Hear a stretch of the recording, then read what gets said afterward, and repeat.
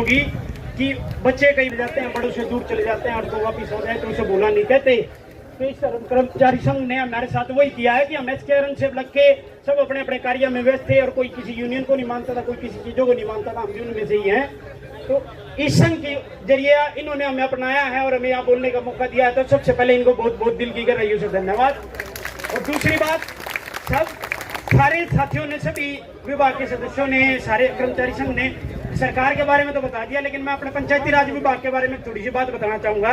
और जो ये सरकार जो ये बात कर रही है ना, एचकेआरएन पॉलिसी, और जो महिपाल डांडा जी का बयान आ रहा है कि हमने तो किसी के घर में चूल्हा जला दिया जी, उसको मत बुझाओ जी, हमने तो एलईसी पॉलिसी बनाई है, तो आप इसको एचकेआरएन पॉलिसी मत कहो, आप इसको कहो यूज एंड थ्रो पॉलिसी, कि हमने जब आपकी जरूरत थी हमने आपका यूज करा, बाद में आपको थ्रो कर दिया, तो इससे ज्यादा हमारी आप उम्मीद मत रखो।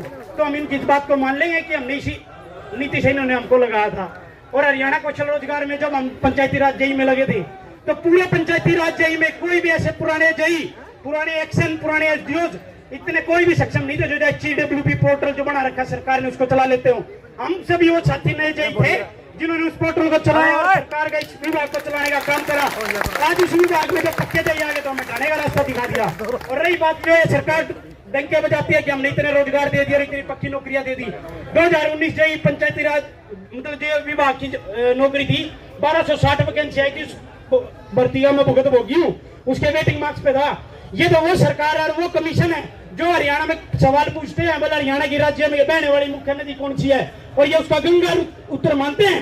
यमुना का इन्होंने चित्ते खत्म कर दिया। एक क्वेश्चन उसी विभाग में था कि पश्चिमी गढ़वाल के हिंड से निकलने वाली मुख्य नदी कौन सी है, ये उसको यमुना की जगह सरस्वती मानते हैं। जिस सरस्वती का आज तक किसी को ये नहीं पता कि सरस्वती का कहां से निकलना था, उसका ये आंसर मानते हैं। और उस आंसर की घपले करके बाद में ये आंसर की रिवाइज के माध्यम से डॉक्यूमेंट वेरिफिकेशन दोबारा कराते हैं, उसमें अपने आदमियों को घुसाने का जो 10 नंबर इन्होंने चला रखे थे उसके जरिए करते हैं। रही सीटी की पॉलिसी, सभी जानते होंगे जिसने सीट दिया, मैंने सीट दिया। और ये तो 800 का 4 गुना, कभी 3600 मानते हैं, उस 3600 में हमारा नाम आ जाता है, हम पेपर दे जाते हैं, 70 नंबर होते हैं, हम मानते हैं हम जेल लग जाएंगे, हमारी नौकरी मिल जाएगी। कभी ये 880 का लगभग 900 का 4 गुना बनाते हैं, 1600। अभी अगस्त 2024 की बात है, तब इन्होंने भर्ती ली, 1600 जेई इन्होंने पेपर में बिठाया और 900 का जेई लगा दिया। तो ये क्या ढिंडोरा पिटते हैं कि इन्होंने सरकारी नौकरियां दी हैं। इनकी किसी भी कार्य प्रणाली में किसी भी तरह का कोई भी मेरे को ढंग से काम करने की नीति कभी भी नहीं दिखती।